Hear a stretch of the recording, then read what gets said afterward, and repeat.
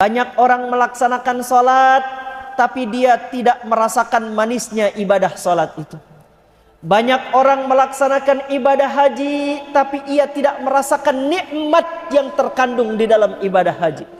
Banyak orang pergi melaksanakan ibadah umroh, ia tidak merasakan zauk yang nikmat di dalam ibadah umroh. Dia hanya rasakan seperti jalan-jalan biasa. Kenapa banyak orang beribadah tapi mereka tidak dapat merasakan manisnya ibadah? Apa yang menghijab seseorang sehingga dia tidak mampu untuk meraih kenikmatan dalam ibadah?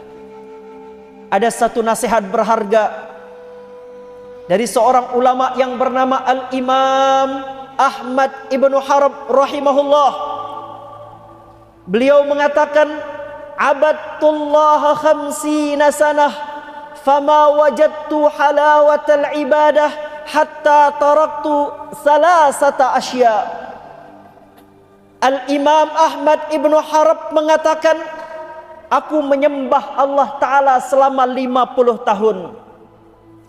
Fama wajadtu halawatal ibadah, tapi aku belum merasakan manisnya beribadah kepada Allah. Hatta taraktu salasata asya, sampai aku mampu meninggalkan 3 hal. Coba bayangkan, seorang ulama, seorang wali Allah, dia beribadah 50 tahun lamanya. Ia salat 50 tahun, ia zikir 50 tahun, ia baca Quran 50 tahun, ia wirid 50 tahun, ia haji, ia umroh. Namun ia tidak mendapatkan manisnya beribadah kepada Allah. Hatta taraktu salasata asya, sampai aku mampu meninggalkan 3 hal ini, kata beliau. Yang pertama, taraktu ridhan nas hatta qadartu an atakallama bil haqq. Aku tinggalkan mencari keridhaan manusia, akhirnya aku mampu mengatakan yang benar. Kadang-kadang kita ibadah yang kita cari itu bagaimana orang senang, bagaimana ibadah kita biar dilihat orang. Kadang-kadang kita ibadah biar didengar kita ibadah oleh orang. Betul? Banyak orang beribadah, kalau tidak ada orang tidak ibadah. Tapi kalau giliran dilihat orang, ibadahnya itu semangat. Maka beliau mengatakan, taraktu ridhan nas, aku tinggalkan keridhaan manusia. Karena kalau kita mencari keridhaan manusia, maka amal ibadah kita akan sia-sia, tidak ada artinya. Yang kedua, taraktu suhbatal fasiqin hatta wajadtu suhbatas salihin. Aku tinggalkan berteman dengan orang fasik, maka aku mendapatkan teman orang-orang saleh. Kalau kita ingin mendapatkan manisnya ibadah, jangan banyak berteman dengan orang yang fasik. Orang yang fasik itu adalah orang yang tidak istiqomah dalam ibadah. Tadi zikir, habis zikir menggibahkan aib orang lain. Kalau kita berteman dengan orang fasik, duduk bersama orang yang menggibah, maka kita akan termasuk dalam golongan orang-orang yang menggibah. Betul?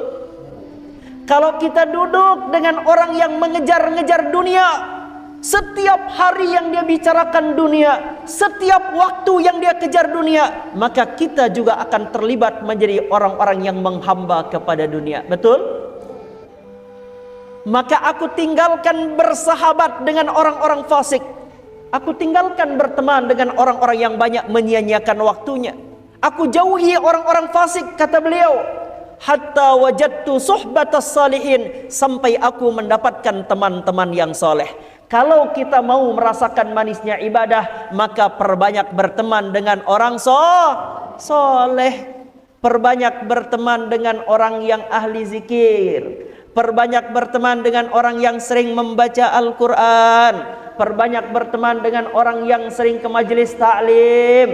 Perbanyak berteman dengan orang yang sering membaca salawat. Perbanyak berteman dengan orang yang qiyamul lail. Perbanyak berteman dengan orang yang puasanya puasa wajib dan puasa sunnah. Kalau kita sudah berteman dengan orang soleh, maka kita akan mendapatkan manisnya ibadah. Yang ketiga, taraktu halawatad dunya hatta wajadtu halawatal akhirah. Aku tinggalkan manisnya dunia sampai aku mendapatkan manisnya akhirat. Apa contoh manisnya dunia? Tidur di dalam selimut sambil memeluk guling di waktu subuh adalah manisnya dunia. Betul? Enak enggak? Enak, sudah dingin, ya. Kita pakai selimut, memeluk bantal guling, kita peluk. Kalau bantal gulingnya hidup, ya suami kita peluk. Itu adalah kenikmatan dunia. Tapi siapa yang mampu meninggalkan manisnya dunia, Allah akan berikan padanya manis akhirat. Nanti kita lanjut lagi, suamiku. Tinggalkan selimut kita, tinggalkan bantal kita, tinggalkan tempat tidur kita. Kita berangkat melaksanakan ibadah salat subuh.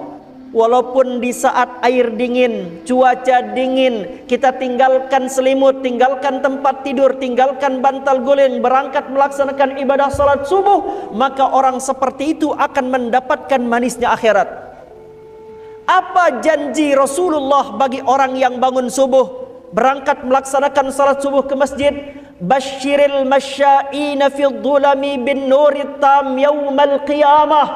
Berikanlah kabar gembira bagi orang yang berjalan di waktu gelap untuk menuju masjid, dia akan mendapatkan cahaya yang sempurna nanti pada hari kiamat.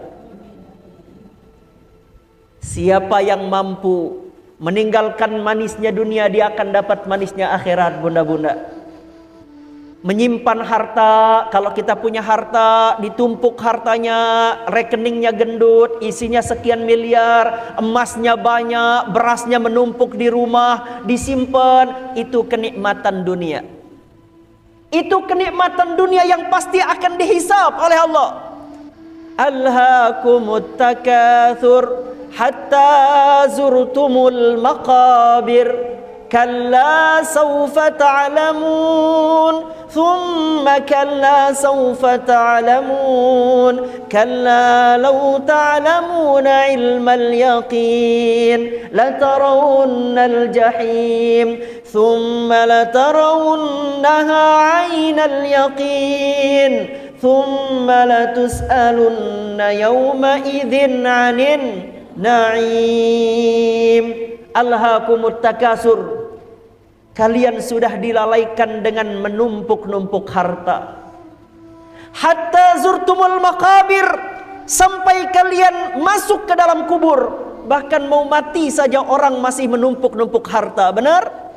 Terus ditumpuk-tumpuk harta sampai masuk dalam kubur. Itu namanya kenikmatan dunia. Dan kenikmatan dunia itu akan dihisap oleh Allah Ta'ala.